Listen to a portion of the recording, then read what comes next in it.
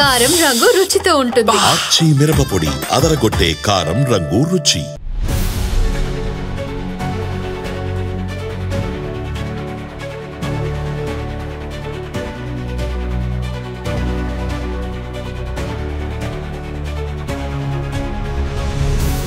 Hi peoples, welcome to ఆదన్ మరొకడం. నేను ప్రసాద్. సజ్జలపై కబ్జాల నివేదిక రెడీ. విషయం ఏంటి అంటే, ఏదైతే కొన్ని నెలల క్రితం సజ్జల రామకృష్ణారెడ్డి, అదేనండి గత ప్రభుత్వంలో సలహాదారుడిగా చేశారు కదా, సో ఆయనకు సంబంధించి కొన్ని కబ్జాలు చేశారు అని చెప్పేసి ఏదైతే కొన్ని వార్తా కథనాలు వచ్చినాయో, దీనిపైన ప్రభుత్వం చాలా సీరియస్గా తీసుకొని దర్యాప్తు చేపడతా ఉంది. సో ఇప్పుడు దర్యాప్తులో బయటపడిన అంశాలు, ఒక నివేదిక అయితే రెడీ చేశారట ప్రభుత్వ అధికారులు. దీన్ని సాక్షాత్తు కలెక్టర్ గారే చెప్పారు. సో అందులో ప్రధానంగా ఏంటి అంటే, ఈ కడప జిల్లాలోని సీకే దిన్నె ప్రాంతంలో అటవీ శాఖకు సంబంధించిన భూములు ఉన్నాయి, అలాగే ప్రభుత్వానికి సంబంధించిన రెవెన్యూ ల్యాండ్స్ ఉన్నాయి. సో వీటిల్లో ఒక ఫామ్ హౌస్ నిర్మాణం కొన్ని వందల ఎకరాల్లో. సో దీనిని బట్టి ఏమని అర్థం చేసుకోవాలి, అసలు అంత స్థాయి ఎక్కడి నుంచి వస్తుంది? సజ్జల రామకృష్ణారెడ్డి 2019 ఎన్నికల ఫలితాలకు ముందు అసలు ఆయన పరిస్థితి ఏంటండి? ఇప్పుడు అదే ఒక రాజకీయ నాయకుడు ప్రత్యక్షంగా ఎన్నికల్లో పాల్గొన్నవాడైతే అఫిడవిట్ ఉంటుంది. అఫిడవిట్లో ఓకే, తన ఆస్తి వివరాలు ఏంటి, తన కేసుకు సంబంధించిన వ్యవహారాలు ఏంటి అనేది ఉంటుంది. కానీ సజ్జల రామకృష్ణారెడ్డి లాంటి వ్యక్తికి సంబంధించి ఆ డీటెయిల్స్ ఎక్కడా ఉండవు. సో 2019 ఎన్నికలకు ముందు మరి ఆయన ఆస్తులు ఎంతో, వాళ్ళ యొక్క ఆర్థిక స్థితిగతులు ఏంటో ఏ ఒక్కరికి తెలియదు. అఫ్కోర్స్ ఆయన ఒక సీనియర్ మోస్ట్ జర్నలిస్ట్గా సాక్షిలో అంతకుముందు పలు పత్రికల్లో కూడా చేశారు. కానీ ఇప్పుడు ఉన్నట్టుండిగా ప్రభుత్వ సలహాదారులుగా పనిచేశారు.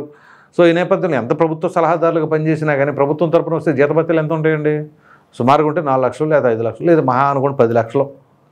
ఎంత 10 లక్షలు వస్తే మాత్రం ఆ రకంగా పెద్ద పెద్ద ప్యాలెస్లు నిర్మించుకుంటూ ఉంటారు. సో అంత పెద్ద ఫామ్ హౌస్ నిర్మించారట. సో దీనిపైన అసలు ఏం జరిగింది ఏంటి అని చెప్పేసి అటవీ శాఖ మంత్రి మరియు డిప్యూటీ సీఎం అయినటువంటి పవన్ కళ్యాణ్ గారు కొంచెం సీరియస్గానే అధికారులకు ఆదేశాలు జారీ చేశారు. దీనిపైన దర్యాప్తు జరపండి అని. ఈ దర్యాప్తు జరుపుతుంటే అక్కడ మొదటగా ఏమనిపించిందంటే 42 ఎకరాల వరకు వీళ్ళు కబ్జా చేశారు అని చెప్పేసారు. సో అందులో అటవీ ప్లస్ రెవెన్యూ శాఖకు సంబంధించిన ల్యాండ్స్. ఇంకా లోతుగా దర్యాప్తు చేపడితే 63 ఎకరాల వరకు వీళ్ళు కబ్జా చేశారని చెప్పేసి ఇప్పుడు ఒక నివేదిక రెడీ అయింది. సో దీనిపైన ఇంకా లోతుగా దర్యాప్తు చేసి పక్కా రిపోర్ట్ని అయితే ప్రభుత్వానికి సమర్పించబోతున్నారు. ఇక సజ్జల రామకృష్ణారెడ్డికి అయితే మాత్రం ఉచ్చు బిగుసుకోపోతుంది అని చెప్పేసి ఇప్పుడు తాజాగా వస్తున్న సమాచారం. మరి ఈ నేపథ్యంలో సజ్జల రామకృష్ణారెడ్డి గారు ఏం చెప్తారు సమాధానం? సరే, అటవీ శాఖకు సంబంధించిన భూములు అంటే అది ఎవరికి ఉంటాయి? సాధారణంగా ఏదైనా రిజర్వ్డ్ కేటగిరీ వాళ్ళకి ఇస్తారు, ప్రభుత్వం ఇస్తుంది అసైన్డ్ ల్యాండ్స్ రూపంలో. ఎస్టీలకి ఎక్కువగా అటవీ భూములు అనగానే ఎస్టీలకు ఉంటాయి, ఎస్సీస్కి కూడా ఉంటాయి. సో అక్కడ ఉన్న ఆ జనాభా ప్రాతిపదికను బట్టి వాళ్ళకి అక్కడ కేటాయిస్తూ ఉంటారు. మరి అటువంటి చోట సజ్జల రామకృష్ణారెడ్డికి ఏ విధంగా దొరికినాయండి భూములు? సో అప్పుడు రెవెన్యూ శాఖలో ఉన్నవాళ్ళు వీళ్ళందరూ కూడా కుమ్మక్కై, లేదా వాళ్ళు గట్టిగా అధికారంలో ఉన్నారు కాబట్టి వీళ్ళేమి సమాధానం చెప్పలేక ఆ విధంగా ఉన్నారా? సో ఇదంతా కూడా దర్యాప్తు జరుపుతూ ఉన్నారు. సో ఇక్కడ ప్రధానమైన అంశం ఏంటి అంటే, అసలు మామూలుగా వైసీపీ వాళ్ళకి ఎవరికి లేనంత ఇది వైసీపీ వాళ్ళకి ఎక్కడి నుంచి వచ్చిందో తెలియదు. కానీ ఓ ప్రక్కన అధినాయకుడు జగన్మోహన్ రెడ్డి గారికి చూస్తే ప్యాలెస్లు, అది పులివెందుల్లో కావచ్చు, హైదరాబాద్లో కావచ్చు, బెంగళూరులో కావచ్చు, ఇతరత్ర ఎక్కడెక్కడ మరి ప్యాలెస్లు ఉంటాయి. సరే, వాళ్ళకు ఉంది కాబట్టి ప్యాలెస్లు నిర్మించుకుంటారు అనుకుందాం. ఇప్పుడు ఈ ఫామ్ హౌజుల నిర్మాణం కూడా ఒక ప్రక్కన పెద్దిరెడ్డి రామచంద్రారెడ్డి, మరో ప్రక్కన సజ్జల రామకృష్ణారెడ్డి. సో వీళ్ళకి ఏ విధంగా ఉంటుంది ఇప్పుడు? ఎందుకంటే ఈ విషయాలన్నీ కూడా పరిశీలించాలి అంటే 2019 చివరల మధ్యలో వీళ్ళు వ్యవహార శైలి ఏంటి, ఏం చేశారు అని చెప్పేసి అంటే అనేక రకాలైన ఆరోపణలు ఉన్నాయి. ఉదాహరణకి ఏదైతే సజ్జల జిందాల్, ఆయన వచ్చిన ఇబ్బంది ఏది అంటే కాదంబరి జత్వాని అప్పుడు కేసు పెట్టారు కదా, ఆ సెటిల్మెంట్ వ్యవహారంలో కూడా కొంచెం ఎక్కువ మొత్తం ముడుపులు అందాయి అని చెప్పేసి అప్పట్లోనే కొన్ని కథనాలు వచ్చినాయి. ఇవి కాకుండా ఇప్పుడు తాజాగా బయటపడింది కదా లిక్కర్ స్కామ్, ఆ లిక్కర్ స్కామ్కి సంబంధించిన వ్యవహారం, అలాగే మరికొన్ని కాంట్రాక్టులకు సంబంధించిన వ్యవహారం, ఇలా ప్రతి దాంట్లో కూడా ముడుపులే ముడుపులే ముడుపులే. ఆ ముడుపుల వల్లే ఈ విధంగా ఇన్ని కోట్లకు పడగలెత్తారు అని చెప్పి. సో ఇప్పుడు ఏంటి అంటే ప్రభుత్వం దీనిపైన సమగ్రమైన దర్యాప్తు జరిపిన తర్వాత ఆ నివేదికను బట్టి ఎన్ని ఎకరాలు వీళ్ళు కబ్జా చేశారో అది మొత్తం కూడా తిరిగి ప్రభుత్వం స్వాధీనం చేసుకోబోతుంది. అట్ ద సేమ్ టైం ఇంకా ప్రభుత్వం చర్యలు తీసుకోవాలి. ఎట్లాంటివి? భవిష్యత్తులో ఇంకా ఏ ఒక్కరు కూడా ప్రభుత్వ భూములు కబ్జా చేయాలి అంటే భయపడిపోవాలా? ఆ భయపడిపోవాలంటే ఏం చేయాలి? ఇప్పుడు ఉదాహరణకి ఈ నివేదిక కనుక వాస్తవంగా ఆ 63 ఎకరాలు స్వాధీనం చేసుకున్నారు, కబ్జా చేశారు అని అంటే ఇప్పుడు ప్రభుత్వం ఏం చేయాలి? రికవర్ చేయాల్సింది 63 కాదు, దాంతోపాటు ఇంక అదనంగా ఇంకో 25-30 ఎకరాలు కూడా లాగేసుకోవాలి. అదేంటి అంటే ఫైన్ కింద. ఇప్పుడు ఉదాహరణకి ఓ వ్యక్తి బస్సులో టికెట్ లేకుండా ప్రయాణిస్తే టికెట్ ఖరీదు ఎంత ఉంటుందండి? ఉదాహరణకి 30 రూపాయల టికెట్ అనుకుందాం. ఆ 30 రూపాయల టికెట్కి ఫైన్ ఎంత కలెక్ట్ చేస్తారు? మనం చిన్నప్పటి నుంచి బస్సులో చూస్తాం, టికెట్ లేనిచో 500 రూపాయల వరకు జరిమానా. నా చిన్నప్పటి నుంచి అదే 500 ఉంది. సో ఆ 500 అంటే 30 రూపాయలకి 500 ఎన్ని రేట్లు అండి? సో ఆ విధంగా ఇక్కడ వీళ్ళకు కూడా అదే రకంగా ఫైన్ పడాలి. ప్రభుత్వానికి సంబంధించిన భూములను కొల్లగొడితే అది నాట్ ఓన్లీ సజ్జల రామకృష్ణారెడ్డి, ఎవరు తీసుకున్నా సరే, ఎవరికైనా సరే ఇదే పరిస్థితి. కాకపోతే సమగ్రమైన దర్యాప్తు జరపాలి. జరిపిన తర్వాత 100% పక్కాగా వీళ్ళు కబ్జా చేశారు అని కనుక నిరూపిస్తే అప్పుడు ఈ చర్యలకు పాల్పడాలి. సో ఇప్పుడు కలెక్టర్ గారే దీనిపైన స్పందించడం జరిగింది. సో అప్పట్లో ఏవైతే కథనాలు వచ్చినాయో ఆ ఫామ్ హౌస్ నిర్మాణం, అలాగే భూముల ఆక్రమణ, కబ్జాలు ఇవన్నీ కూడా వాస్తవం అని చెప్పి సాక్షాత్తు కలెక్టర్ గారు ఒప్పుకున్నారు. కలెక్టర్ గారు ఒప్పుకున్నారంటే ఇక అది నిజం లేకుండా ఆయన డైరెక్ట్గా ఒప్పుకోరుగా. ఒకసారి ఈయన మాట్లాడారు రండి, మన కలెక్టర్ చెరుకు శ్రీధర్ గారు. చాలా సిరీస్ ఆఫ్ కంప్లైంట్స్ వచ్చిన నేపథ్యంలో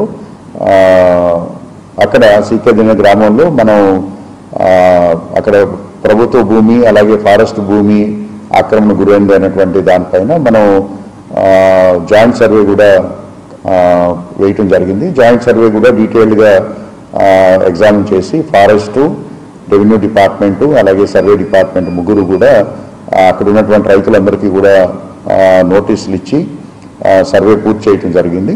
ఆ సర్వే రిపోర్టు ప్రిలిమినరీ రిపోర్టు పూర్తయింది. దాన్ని త్వరలోనే దాన్ని ఫైనలైజ్ చేసి ప్రిలిమినరీగా మనకి వచ్చినటువంటి ఇదేంటంటే సుమారుగా 63 ఎకరాలు ప్రభుత్వ భూమి ఆక్రమణ గురి అయిందని చెప్పేసి మనకి గుర్తించడం జరిగింది. దాన్ని త్వరలోనే మనం పొజిషన్లో తీసుకొని ఇతరత్ర అవసరాలకి వాడటం జరుగుతుంది. చాలా సిరీస్ ఆఫ్ కంప్లైంట్స్ వచ్చిన నేపథ్యంలో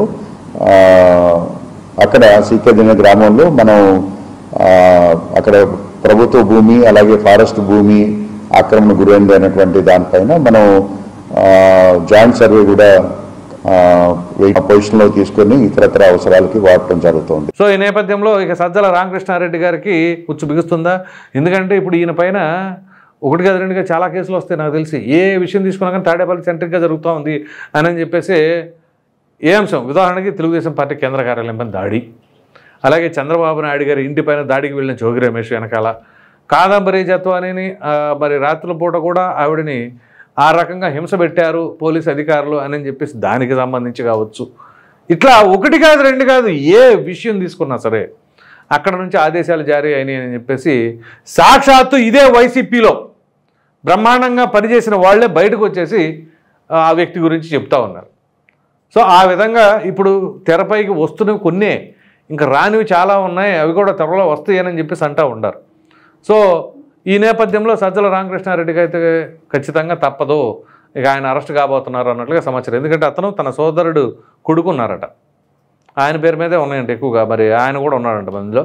మరి ఎవరెవరు చుట్టుకుంటుందో, ఎంతమంది బలవుతారో ఏమో తెలియదు. ఇవి కాకుండా మాకు సోషల్ మీడియాలో రాజకీయ వేదికగా వాళ్ళు చేసినవి అవన్నీ డిఫరెంట్. అది కాకుండా ఇది అవినీతి అక్రమాలకు సంబంధించిన అంశమే. సో మరలా దాడులు, హింసకు ప్రేరేపణ చేయటం ఇట్లాంటివి that is different episode. So అవన్నీ మరలా ఎప్పుడు వస్తాయి ఏంటో తెలియదు. కానీ ప్రస్తుతానికైతే మాత్రం ఈ భూ కబ్జాలకు సంబంధించిన ఎపిసోడ్లో ఎవరికి వాళ్ళు ఆంధ్రప్రదేశ్ రాష్ట్రాన్ని వాటాలు వేసేసుకున్నారేమో 19 నుంచి 24 మధ్యలో. ఇదిగో నేను ఈ జిల్లా చూసుకుంటా, నువ్వు ఆ జిల్లా చూసుకో, నువ్వు ఈ ఉత్తరాంధ్ర చూసుకో, నేను ఈ కోస్తాంధ్ర చూసుకుంటాననే ఉద్దేశం ఏమో తెలియదు. కానీ మొత్తానికి మన రాష్ట్రంలో సుమారుగా 2 లక్షల ఎకరాల వరకు కూడా వైసీపీ నాయకులు కబ్జాలు చేశారు అని చెప్పేసి వార్తా కథనాలు. సరే అది ఎంతవరకు అనేది మనం ఇప్పుడు నిర్ధారించలేం, కానీ ప్రభుత్వం నిర్ణయిస్తుంది. ఖచ్చితంగా నివేదిక తయారు చేయమని చెప్పింది కాబట్టి సదరు అధికారులు నిరంతరం కృషి చేస్తూ ఉన్నారు. ఈ సమయంలో ఖచ్చితంగా ఇప్పుడు సజ్జల రామకృష్ణ ఇప్పుడు ఉదాహరణకి వాళ్ళు అరెస్ట్ అవుతున్నారు ఆ కేసుకు సంబంధించి ఈ కేసుకు సంబంధించి. ఎందుకని సో ఇందులో మరి సజ్జల రామకృష్ణారెడ్డి లేడా? ఎందుకంటే ప్రభుత్వానికి సంబంధించిన ప్రతి విషయంలో కూడా సజ్జల రామకృష్ణారెడ్డి ఉంటే ఈ మద్యానికి సంబంధించిన విషయంలో మాత్రం రావట్లేదు అని అంటే తాజాగా ఆయన పేరు కూడా రాబోతుంది అని చెప్పేసి కొన్ని చర్చలు జరుగుతూ ఉన్నాయి. సార్ నిజంగా వస్తుందా రాదు తెలియదు. కానీ ఈలోపు ఈ భూ కబ్జాలకు సంబంధించింది అయితే తెరపైకి వచ్చింది. మరి చూద్దాం.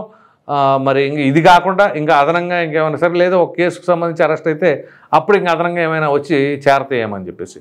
ఈ వీడియో కనుక మీకు నచ్చినట్లు లైక్ చేయండి, షేర్ చేయండి. అదేవిధంగా సజ్జల రామకృష్ణారెడ్డి భూ కబ్జాలపైన నివేదిక కలెక్టర్ గారి దగ్గర ఉందట, ఇంకా లోతుగా దర్యాప్తు చేయమని చెప్పారని చెప్పేసి ఏదైతే కడప కలెక్టర్ గారు చెప్పారో దానిపైన మీ అభిప్రాయాన్ని కామెంట్ సెక్షన్లో తప్పకుండా తెలియజేయండి. Thank you.